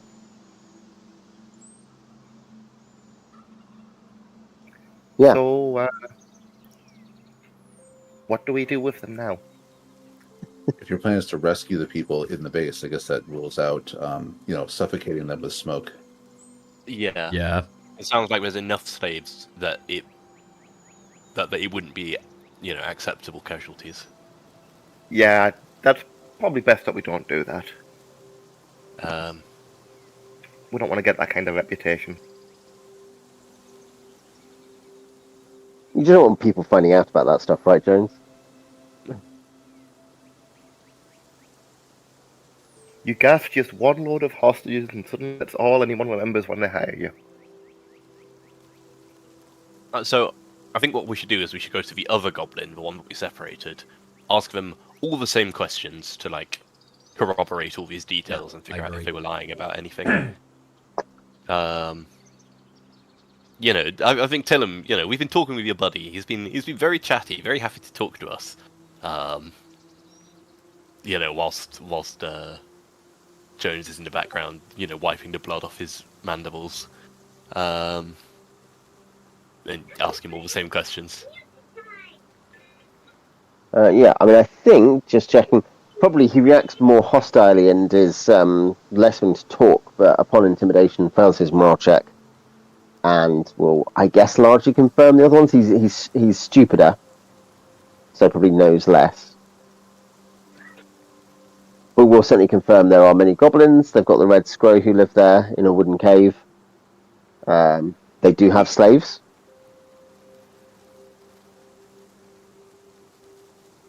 So, yeah.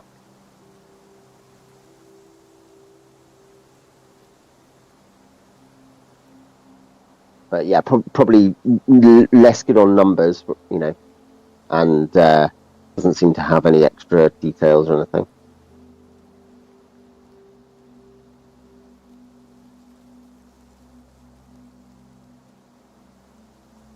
Well, I figured they'd at least try and lie, but...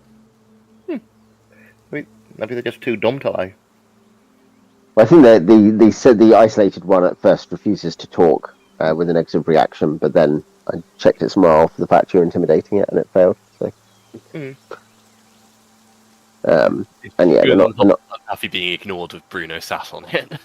Yeah. I have a logistical question. Yeah.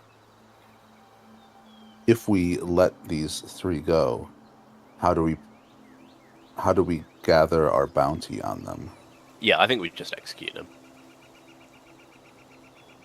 Like, I don't think we ever actually promised to let them go, right? Well, I think it's implied if you cooperate that you don't get killed, but... Well, we never promised that. I think you did say they could go, weren't you saying they could go to the mountain goblins? Well, I think I suggested that, but I don't think we ever actually said that to the goblins. In the end, so... I mean, if you don't tell someone you're going to kill them, and then you kill them, it's still murder, right? It's not murder, it's, war. I mean, we're being paid to murder them, so... Yeah, we're being paid to kill them. Swings and roundabouts. They're literal goblins, right? They were going to attack an unarmed lumberjack. Well, that's my question, is the bounty, about killing the bounty, is like... Is it only for dead goblins, or is it for, you know, how do we prove we've taken care of them? Well, I've already got this severed head. So why don't you collect yours? I do believe the phrasing when we spoke to the guy, something. A head or Perrier or something. I mean, you suppose that if you return them alive, that would count. Yeah, it doesn't specify head not attached to the body, I guess. We could return them alive and see if, you know, they want to do anything with them, but they'll probably just execute them themselves. I mean, how do we plan on marching them all the way back to the settlement? That sounds hard. Very, very dangerous. I mean, I'm sure Bruno could just carry two of them over his shoulders. Or we could give him a sack full of severed heads, and he could carry a much larger bounty. Yeah, like I don't think there's much to discuss here. I think we do just kill them. Illustrate says that a vanquished foe shown mercy is worth 10 dead ones. Okay, let's ask them. If we let them go, what are they going to do? Are they going to change their ways? You know, go back to, you know, trading with lumberjacks instead of killing them?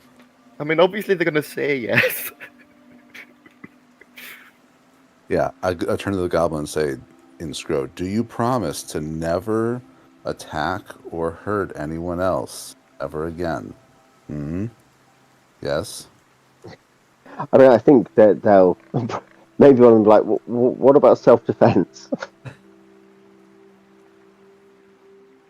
I tell the others... That doesn't sound like a yes. This one's too smart. This one's hopeless. Yeah, This this one's one's too smart. hopeless. Can't be having smart goblins. That's how you get problems. Yeah, if you let them breed, you need like a reverse eugenics program on the goblins. Yeah, yeah.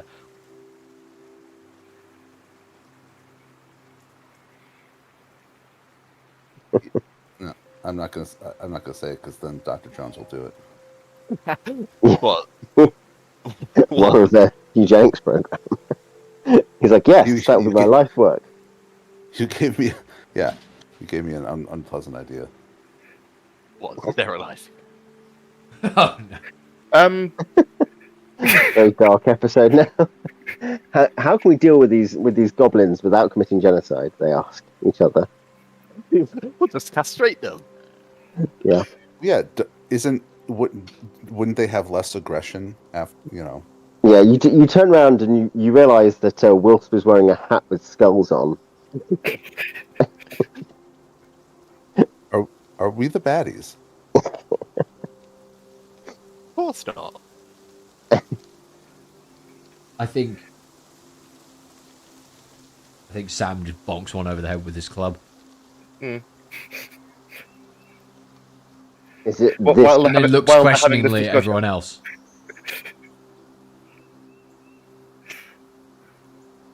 So is that you executing one? That's me Sam. executing one, yeah. Are goblins your racial enemy or? I don't know if I've chosen a racial enemy. But sure, why not? He The waited. Welsh. He waited to make a convenient option later. Yeah. No, don't you get? Is that something you get at level 2, or is it level 1? Yeah, I'm not sure I get it at level 1. There's something at level 2, isn't there, for fighters, for Okay. rangers? I think you're thinking about another game. I might be thinking of another I game. feel like it was a higher level thing in some. Like you got to pick them at higher levels in some editions, but I don't know which ones. Capabilities, primary terrain.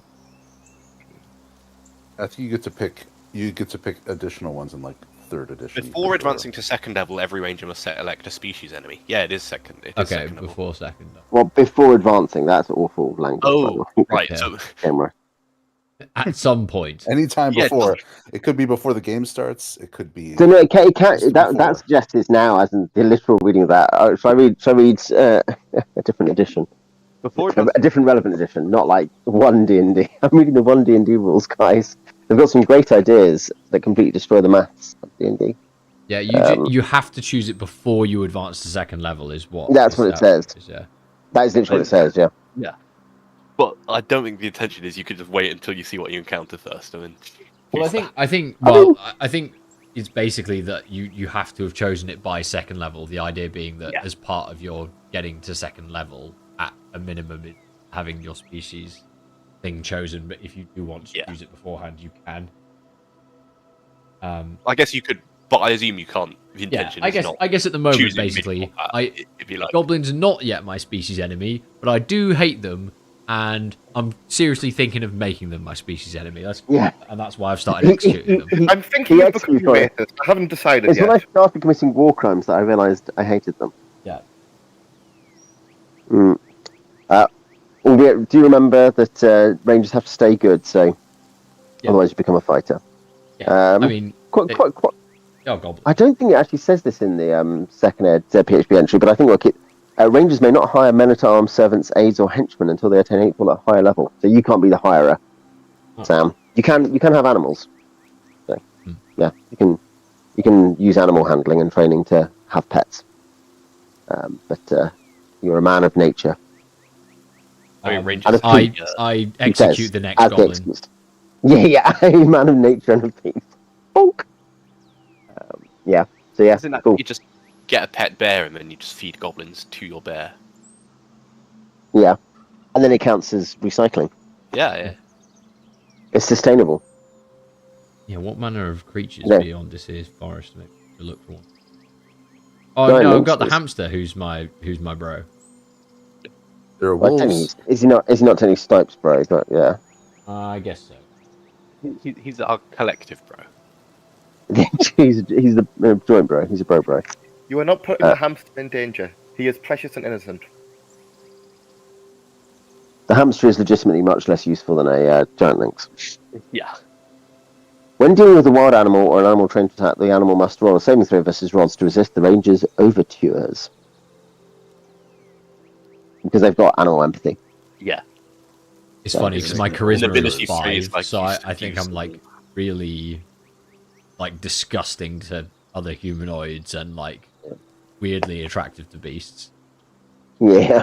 It's just you're so violently racist that everybody else is off put. Yeah.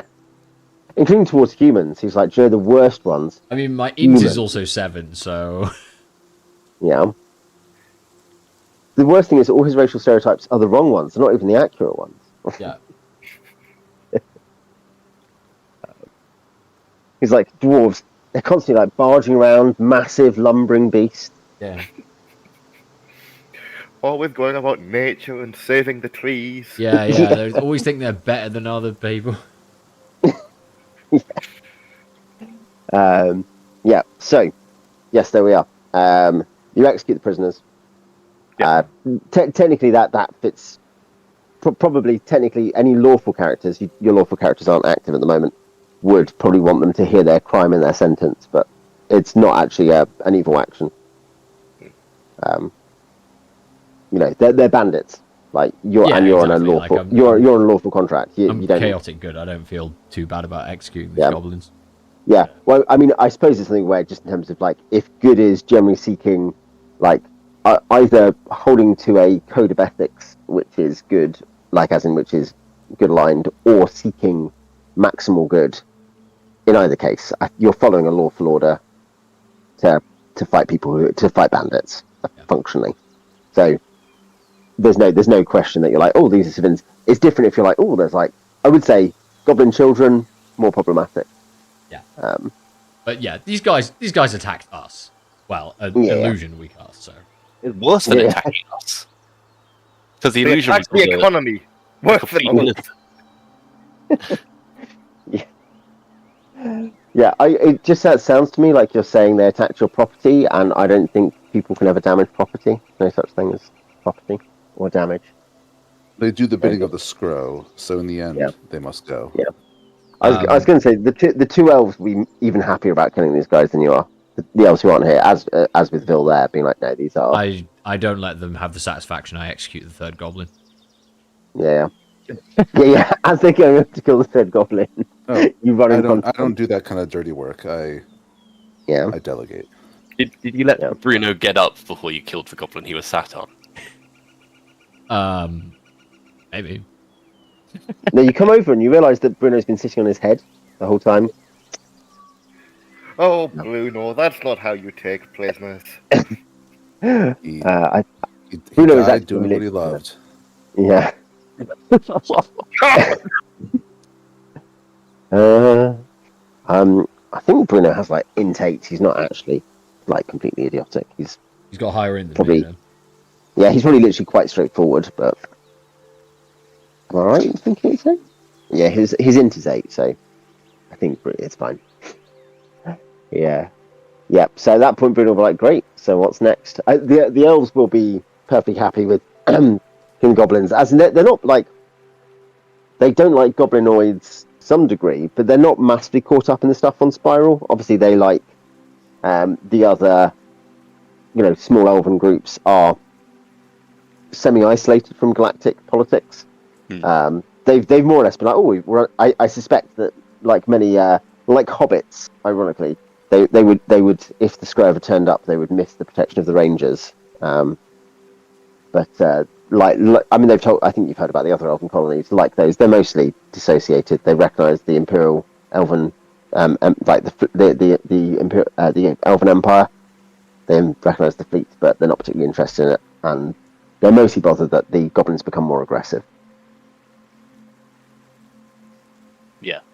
So yeah, they will be happy with this, and they will also ask what's next. As in, we've killed 8 of them. If there's several hundred, that is, like 2 to 4% of them. You need to cut off the head of the snake, which is take out the Scrow. Yeah, but how do we do that? Like, if the Scrow aren't coming out? With a secret sneak infiltration mission. I mean, there's 2 entrances and they had guards posted on both of them. Well, let's just make sure that this patrol not only doesn't go back, but also is never found.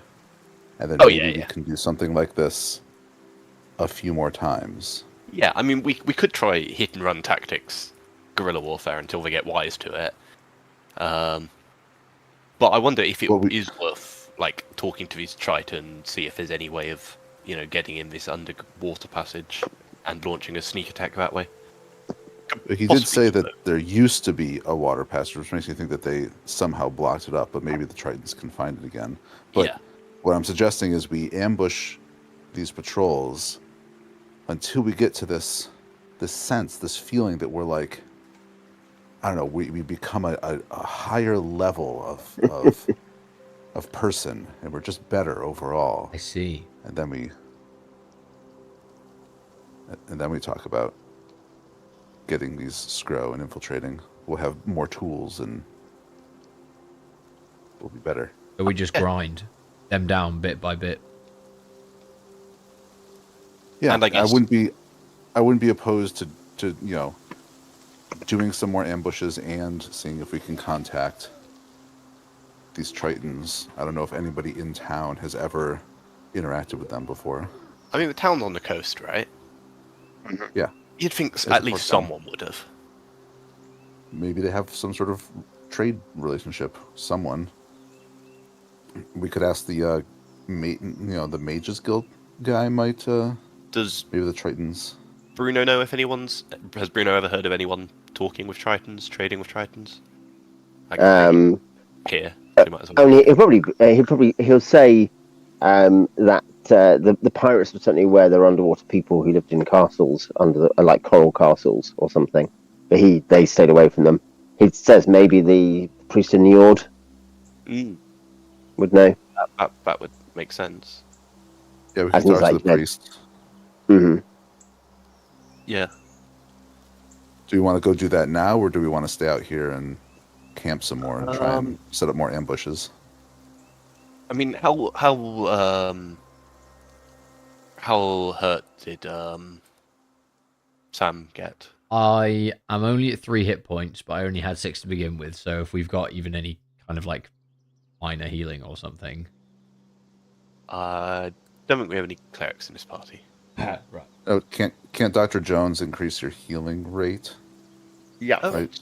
True. Yeah. So from 1 while traveling and light duty to 2 while traveling with light duty. So it would take you 1 day to get 1 day of rest to get 2 HP back, right? Which would be almost. Well, 1 day of full rest to get all his HP back anyway. The point is he can be light active, like you can travel for 1 day whilst he gains 2. Yeah, okay. Yeah, so I guess we'll travel away a bit. Maybe find somewhere convenient to dump the bodies, and then travel. I mean, actually, it's still probably fairly early in the day. We could try and do this again. I have another use of Phantasmal Image. I don't have another cast of sleep. Oh, shame. I mean, that is a reason to go. That is a reason to go back to town. Actually, is how long did it take us to get here? I don't remember. It's like 2 days. How far?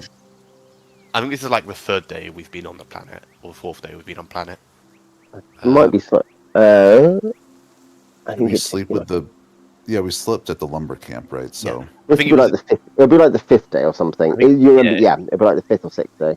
It was a day travel to the lumber camp, and then a day to find the elves, and this is, I think, the 3rd day since we left town. Possibly. Right now, we've got. Oh, but yeah, this is the 4th because we rested with the elves. We've got 40 gold worth of, just not that much. I mean, we have a fair amount of gold because, like, whilst we have a lot of debt, we've also got a lot of gold that we've made since we left for Rock of Brawl. So, whilst our net worth is technically negative, we do have gold. How did we end up so much in debt again? Like, training debt. Training. Or for the Major and for I don't remember who else. Yeah. I mean, we're only 900 in the hole at the moment. This is going to take us a while. If we grind just goblin heads What we've It's gonna got, be a long grind. probably at least 900 gold worth of treasure. The thing is, see if we can actually get 900 gold pieces for that stuff. And we do really want to get into that camp. One of the Oh, incentives yeah. for doing this is any loot. Yeah, so. Yeah. And those... I guess, what do the elves think, like, hearing that there's hundreds? Do they think, like, there's any chance that a hit-and-run type attack on the Goblin Fortress could work? If you can work out a way in, he is like, yes. Like Eoreth will say, of course. We're better fighters than them. There are 16 of us, 16 professional fighters, including and the 15 plus the links. So we've got magic. And in fact, sorry.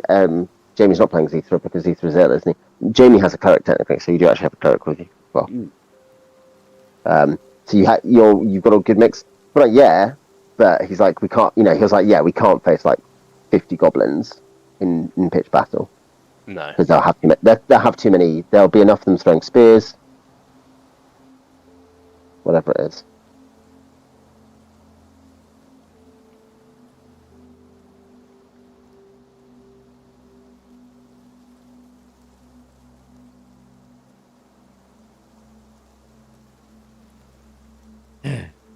Like, Or if we sneak had, us. like... I mean, they'll say if there's a way of sneaking in, if we can work it, they'll be like, look, if there's a way we can sneak in. Probably should have asked how many guards they post. Because, if they just have, like, 2 or 3 guards on each side, then it'd be possible I could do, like, the same illusion trick of make something that they'd want to, worry about, maybe to see if they chase that whilst we sneak in.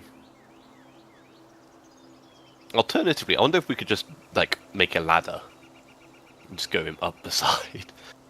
Yeah, that would work. Try and mount the wall. I don't know what the wall looks like. I think basically we should probably go and try and spec out the camp.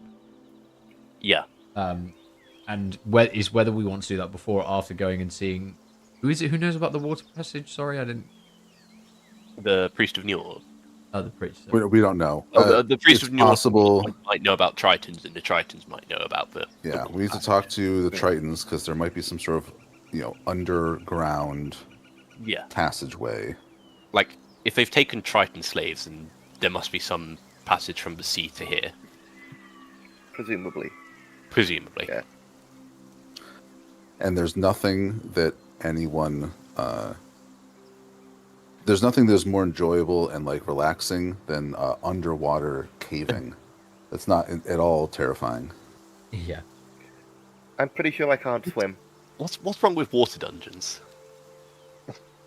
I mean, Alexandria have played a couple of water dungeons, actually.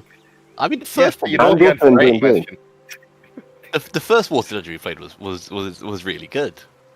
The second bit wasn't underwater, and the third bit wasn't actually that bad, given how well prepared we were for it. I remember you weren't keen on the monsters. The second bit was the worst, yeah. The Sargon trilogy, very good adventures. So maybe for the rest Alex of the... didn't like the little shark flesh parasites that tried to burrow into your spine. That was... What a wuss. So maybe we should use the rest of today to go and spec out the camp. The opportunity prizes for it. And Yeah?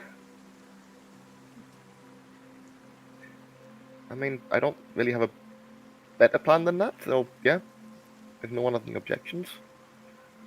Just remember, I do not have sleep, so if we get into a scuffle... Yeah. If we get in a scuffle, I would prefer not to be there, so... Yeah. Well, hopefully we can just look at the layout, see what the walls look like, and then get away. Yeah.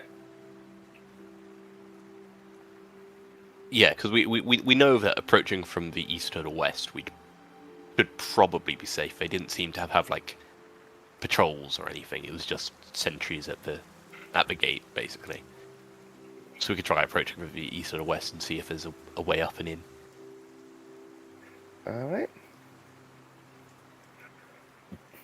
So I guess that's probably for next time, but... Yeah, probably. Yeah. So cool. You want to? So yeah. I mean, we literally got a couple of minutes now. What are you doing? You are. We're gonna go back and see if we can find like some way of like scaling the place, get in from the east or the west side. I mean, I guess the elves would probably say, can you scale the trees? Can you get across? They'd be like, we can climb trees. Yeah. I think basically for now we want to just go and get a look at the place because we've got some daylight remaining, and I think afterwards we want to rest up, get our spells back, get some back. But as we've got the rest, like even if it's just I run off and try and throw a rope over a tree branch and climb up and see what's inside. Mm-hmm. Yeah, makes sense. Yep. So I think we're planning to probably in 3 weeks. I think was the discussion, just due to availability. So I assume we will be back then for scaling the place, maybe trying to get in, and or Plan B if that's not going to happen. Yeah. Okay, then we will leave that today. Thank you, people, for tuning in, and we'll catch you next time. All right.